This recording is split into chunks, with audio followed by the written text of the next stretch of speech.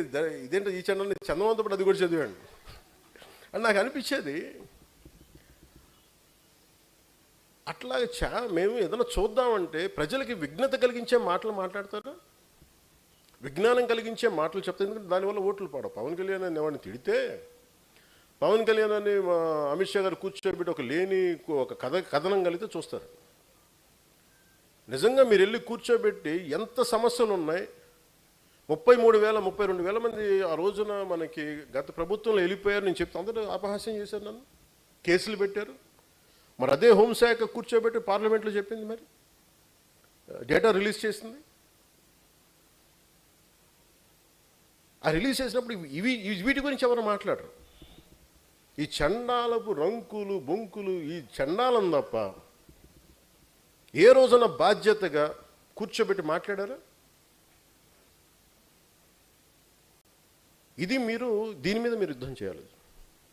ఉద్యమీలు కానీ సాధక్స్గా మీరు గట్టిగా మాట్లాడాలి. ఇటువంటి మీద ఎవరు ఏం చేస్తాం మాకెందుకు, ఎవరి వ్యక్తిగత జీవితం మీరు ఏం చేస్తా నేను ఎప్పుడు మాట్లాడను. మన ఎమ్మెల్యేస్ కూడా ఇదే చెప్పారు. మేము నలిగి ఇక్కడ దాకా వస్తే మీ పర్సనల్ కాంటాక్ట్ తోటి మీరు దిగజార్చగానే చేసించాలని అభ్యర్థించాను అందరు. 14 సంవత్సరాలు మా వాళ్ళు రోడ్ల మీద పడి నలిగి కేసులు పెట్టించుకొని వస్తే మీరు తక్కువని ఎమ్మెల్యేలు అయిపోయి మీరు కూర్చొని దిగజార్చకండి. ఇంకా చాలా మీరు కూర్చోబెట్టి మీరు ఇద్దరికి నమస్కారం పెడతానని చెప్పాను. ఇద్దరికి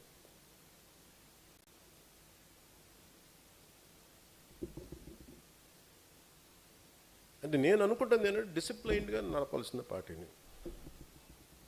you should be ideologically driven cadre or సాధక్స్.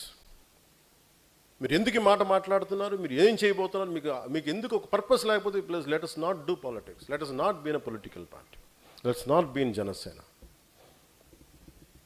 కేరళలో ఎందుకు జనసేనకు వచ్చారు? అక్కడ నా కులం ఉంది. అక్కడ తమిళనాడులో మురుగన్ మానాడికి వెళ్తే అక్కడ 10 లక్షల మంది అక్కడ కూర్చోబెట్టి నా కులం ఉంటుందా? మన భావాల్ని మనం అర్థం చేసుకునే వ్యక్తులు ఉంటారు కాబట్టి వస్తారు. ఎక్కడో తమిళనాడుకి వెళ్తాను, ఎక్కడో మన మహారాష్ట్రకి వెళ్తాను, ఎందుకు వస్తారు అక్కడికి? తెలంగాణలో కూర్చొని ఒక ఎంపీటీసీలుగా గెలుస్తారు, లోకల్ బాడీస్లో గెలుస్తారు. వాళ్ళు నన్ను వచ్చి కలవను కూడా కలవాల, కానీ జెండా పెట్టుకుని గెలిచేశారు, గుర్తుకు పెట్టుకుని గెలిచేశారు చాలామంది. అంటే భావం తాలూకు గొప్పది, భావ తీవ్రత అంత గొప్పది. ప్రజా యుద్ధ నౌకని గద్దర్ గారు కూర్చోబెట్టి నన్ను ఎందుకు ఇష్టపడతారు? ఒక దళిత కులానికి చెందిన ఒక మహాకవి, ఒక మహాగాయకుడు నన్ను చూసి ఎందుకు ఇష్టపడతారు? భావాన్ని చూసి ఇష్టపడతారు.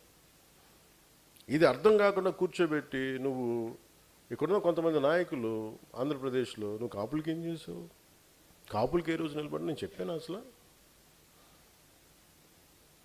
నాకు ఎంత విసుకొస్తుంది. మీరు ఎందుకు ఇంత దిగజారుస్తారు? నిజంగా వాళ్ళు ఒకసారి ఈ రోజున సభాముఖంగా వాళ్ళందరికీ చెప్తున్నాయి, మాట్లాడండి. మీకు కూడా చెప్పాలి. ఒకసారి మీరు అనిపిస్తారు ఎందుకు మాట్లాడమంటే,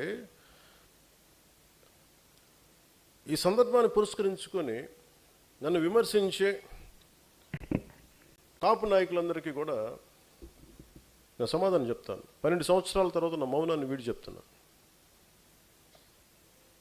నేను ఎప్పుడు వచ్చింది ఒక కులం కోసం రాలా.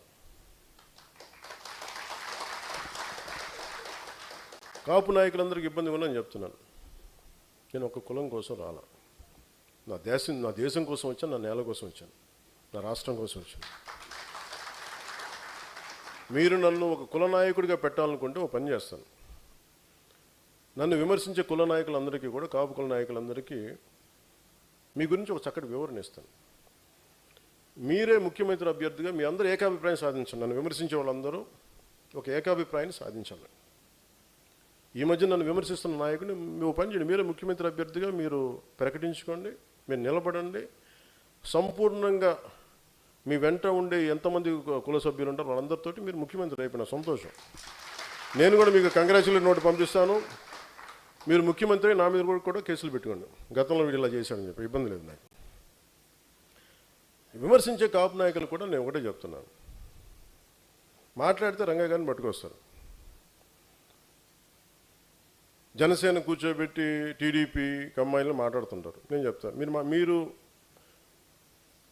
ఇష్టపడే రంగయ్య గారు, ఆయన సతీమణి కమ్మ సామాజిక వర్గానికి చెందిన వ్యక్తి.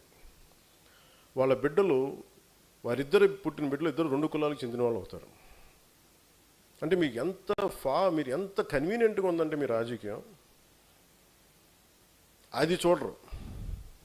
ఆయన బతికున్నప్పుడేమో వైసీపీలో ఉన్న నాయకులందరూ కానీ ఇక్కడున్న నాయకులందరూ కూడా ఆయన బతికున్నప్పుడు ఒక్కళ్ళు మాట్లాడాలి ఆయన గురించి.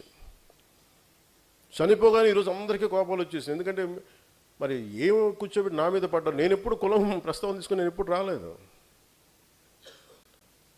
చిన్నప్పుడు ఒకేసారి ఒకసారి నేను చీరాల్లో పెరుగుతున్నాడు అడిగాను, మా అమ్మని అడిగాను, అమ్మ మనం ఏమిట్లని అడిగాను. ఎందుకు ఇలా చండాల ప్రశ్న వేసాను మా అమ్మ. దేనికంటే స్కూల్లో మా ఫ్రెండ్ వాళ్ళ ఇంటికి క్లాస్ ఇంటికి వెళ్తే వాళ్ళ అమ్మ అడిగింది, మీరు ఏమిట్లా అంటే, నువ్వు నోరు మూసుకుని నీకు ఇలాంటి అడగను. ఎందుకంటే మా ఇంట్లో మాకు తెలియదు. మా father being a socialist, it's always about society, మానవత్వాన్ని చూసాం. కానీ కులం అనేది ఒక సోషల్ ఫ్యాక్ట్. మనం పుడతాం దాంట్లో ముందు, అంతేగాని దాంట్లో కూరుకుపోం కదా. దాన్ని అర్థం చేసుకుంటాం, గౌరవిస్తాం. కానీ కూర్చోబెట్టి పదే మాట్లాడడానికి విసుగు వచ్చేసింది నాకు కూడా. ఇంకెంతకాలం మాట్లాడతారా మీరు? ఎంతకాలం మాట్లాడతారు ఒక్కొక్కళ్ళు?